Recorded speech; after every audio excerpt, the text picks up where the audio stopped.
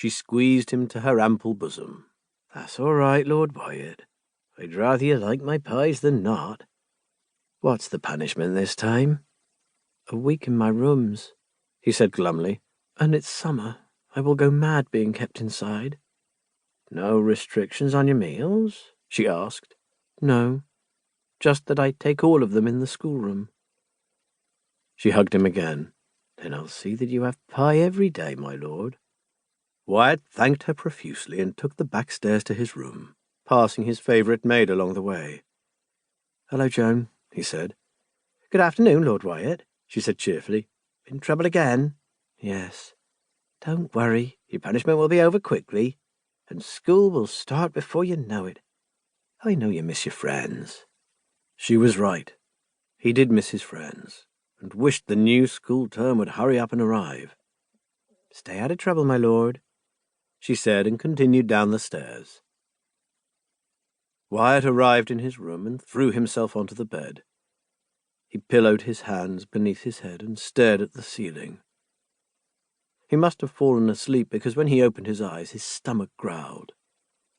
He went across the hall to the schoolroom and found a tray on the table. Despite having eaten 3 whole pies, he was already ravenous again. He knew it was a growth spurt because he kept needing new trousers all the time. After he finished the meal, he wandered back to his room and played with his toy soldiers for a while. Bored, he read a chapter in the book resting by his bedside, but it didn't hold his attention. He closed it and sat by the open window, watching as the summer sun sank below the horizon. He continued watching as the night came to life, with the hooting of an owl sounding nearby and various creatures scurrying about in the bushes. Eventually, the 2 carriages carrying the dinner-party guests departed. For an hour he stared out the window and decided he should turn in for the night. Then movement caught his eyes.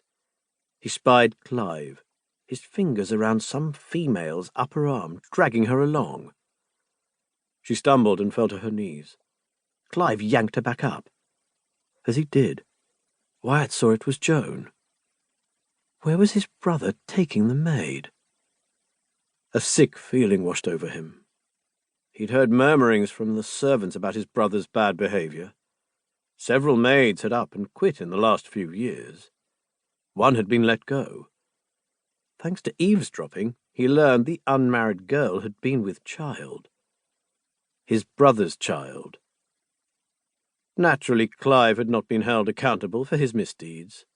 He continued to strut about as if he had done nothing wrong in ruining a young girl's life.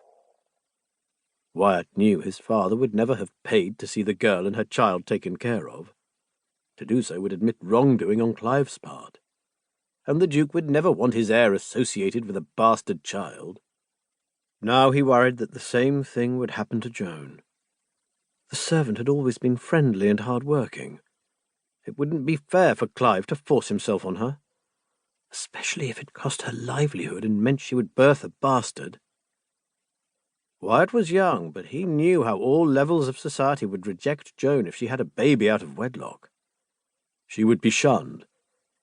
No man would marry her. He couldn't stand the thought of her suffering so. He had always possessed a strong sense of right and wrong. Despite his father's edict that he was confined to his room, Wyatt couldn't let this happen. He had to intervene and protect Joan. Opening his door, he glanced out and saw the hallway deserted. He knew with his parents' guests now gone, they would have retired to their separate chambers. Slipping down the staircase, he reached the bottom floor and crept out the door, closing it softly behind him. Fearful of what might already have happened, he ran toward the stables. It was the direction Clive had headed, and Wyatt figured it would give his brother the privacy he wanted. He reached the open doorway, peering inside. Though darkness surrounded him, he could see light coming from the far end. Anger surged through him. Without lighting a lantern, he moved along the pathway, his hand brushing against each stall he passed as horses nickered at him. As he came closer, he heard Joan begging, "Please, my lord, please don't. I don't want this. It hurts." Wyatt heard a slap. "Shut up, you little bitch. You know you wanted this. Sashaying past me all those times."